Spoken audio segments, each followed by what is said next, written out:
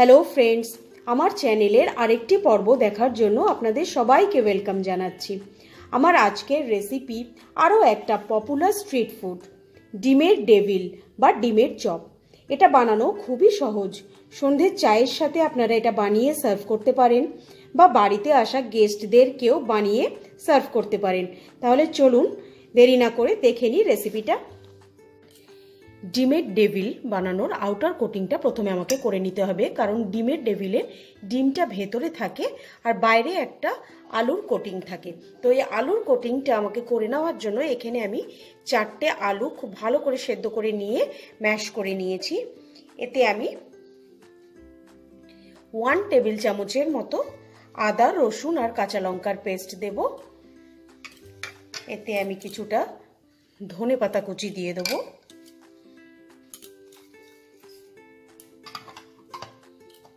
আর এখানে আমি 1 টেবিল স্পুনের মতো ভাজা মশলা দেব। এই ভাজা মশলায় আছে আমার জিরে, ধনে আর শুকনো লঙ্কা। এটা আমি শুকনো খোলায় ভেজে নিয়ে গুঁড়ো করে নিয়েছি। আর আমার দিতে হবে এখানে পরিমাণ মতো নুন, 1/4 টিস্পুনের মতো জিরে গুঁড়ো আর 1/4 টিস্পুনের মতো হলুদ গুঁড়ো আর 1/2 টিস্পুনের মতো গরম মশলা গুঁড়ো।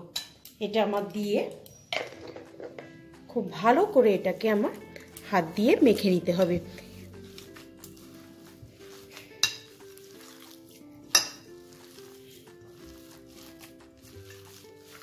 খেয়াল রাখতে হবে আলুর যেন একটু লাম্পস না থাকে, তাহলে চপটা গড়তে আমার খুব অসুবিধা হয়ে যাবে। এটাকে আমি ভালো করে মেখে নিয়েছি।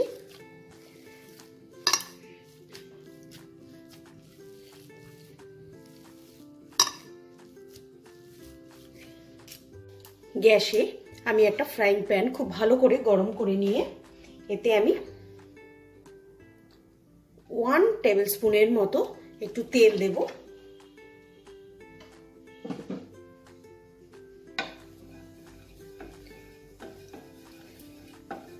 তেলটা খুব ভালো করে গরম করে নিয়ে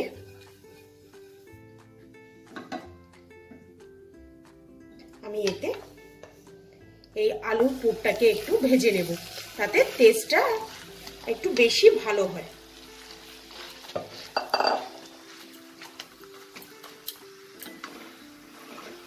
এটা আমি তেলে খুব ভালো করে নাড়াচাড়া করব যাতে ময়েশ্চার একদম না থাকে।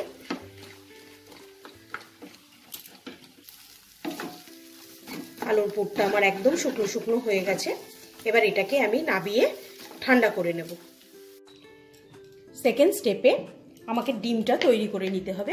এখানে আমি এখানে 3টে ডিম সেদ্ধ করে নিয়েছি, সেদ্ধ করে মাঝখান থেকে কেটে রেখেছি। এবার এই ডিমের ওপরে আমি অল্প একটু নুন স্প্রিঙ্কেল করব।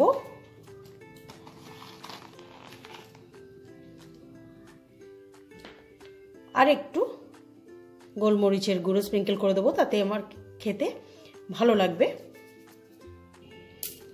এবার আমি একটা ডিমের ব্যাটার তৈরি করে নেব। তার জন্য আমি এখানে 2টো ডিম নিয়েছি। 2টো ডিম নিয়ে এটাকে আমি ফাটিয়ে নেব।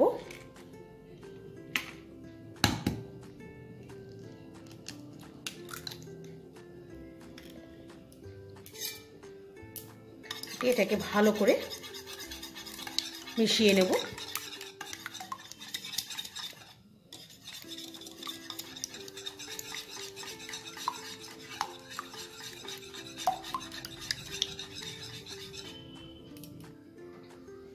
এতে আমি 1 চামচ কর্নফ্লাওয়ার দেব,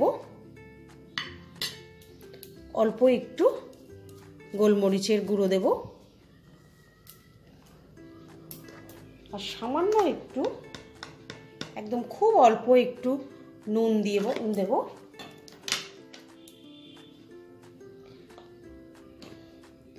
আর অল্প জল দেব। দিয়ে আমি এটাকে খুব ভালো করে মিশিয়ে কর্নফ্লাওয়ারটাকে মিশিয়ে নেব যাতে লাম্পস তৈরি না হয়ে যায়। এটা আমার খুব ভালো করে গোলা হয়ে গেছে। এটা আমি সাইডে রেখে এবার আমি ডিমের ডেভিলগুলোকে গড়ে নেব। তার জন্য আমার এই আলুর পুরটা একদম সুন্দর ঠান্ডা হয়ে গেছে। এবার আমি একটা করে ডিম নেব, নিয়ে অল্প অল্প করে আলু নিয়ে প্রথমে ডিমের এই ডিমটাকে ওপর থেকে ঢেকে নেব। তারপর আমি এটাকে তারপরে পেছন থেকে আমি ডিমটাকে আলু দিয়ে আরেক ঢেকে নেব। ঢেকে ভালো করে হাত দিয়ে চেপে চেপে পুরো ডিমটাকে আমি ঢেকে দেব।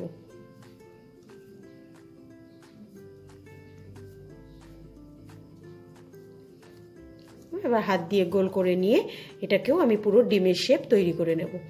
এরকম ভাবে আমি প্রত্যেকটা ডিমগুলোকে গড়ে নেব। আলু নেব, নিয়ে প্রথমে ওপরের ডিমের ওপরের দিকটাকে ঢেকে দেব, দিয়ে পেছন দিকটাও ঢেকে দেব।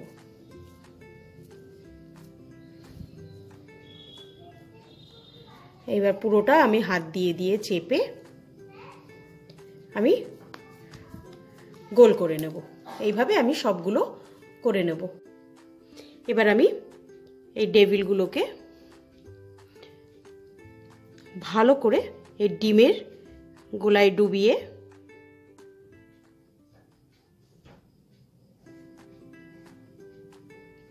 তারপরে আমি ব্রেড ক্রাম্বসের মধ্যে ঘুরিয়ে নেব। এই সময় আপনারা দুটো হাত ইউজ করবেন, তাতে জিনিসটা ভালো হবে।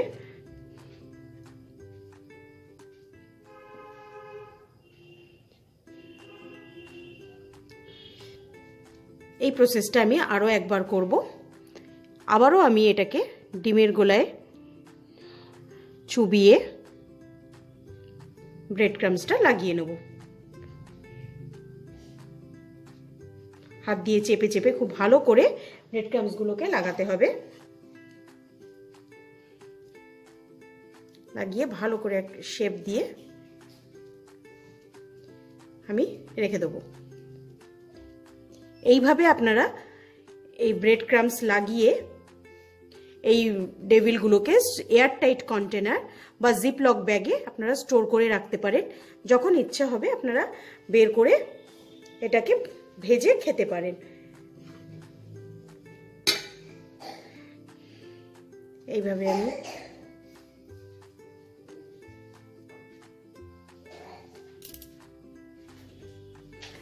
আবার আমি এটাকে ডিমের গোলায় চুবিয়ে নিয়ে ব্রেড ক্রাম্বসটা লাগাবো। এটা আপনারা চাইলে কোটিংটা আপনারা একবারও করতে পারেন। আমি আজকে এটা দুবার কোটিং করছি, এতে আর বেশি ক্রিস্পি হবে আমার এটা।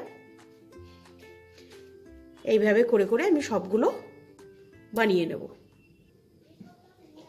এই ডিমের চপগুলোকে আমি গড়ে নিয়েছি। এবার আমি লাস্ট আর ফাইনাল প্রসেসে যাব এগুলোকে ভাজার জন্য। তাহলে চলুন এগুলোকে ভেজে নিই। এখানে আমি কিছুটা সাদা তেল খুব ভালো করে গরম করে নিয়েছি। এবার আমি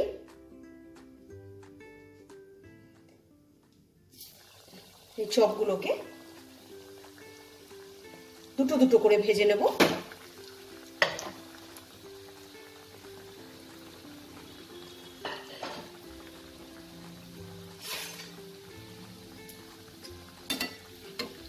এটা স্লো থেকে মিডিয়াম ফ্লেমে এটাকে আমরা ভাজবো।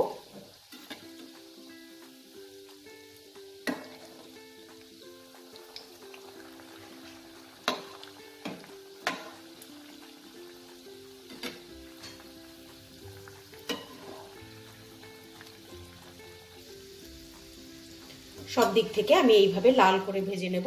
আমার এটা ভাজা হয়ে গেছে। এটাকে আমি তুলে নিয়ে আরো বাদবাকি ডিমের চপগুলোকে ভেজে নিয়ে ফিরে আসছি। তাহলে দেখলেন তো কত সহজে খুবই কম ইনগ্রেডিয়েন্টস দিয়ে একদম মুচমুচে ডিমের চপ তৈরি হয়ে গেল।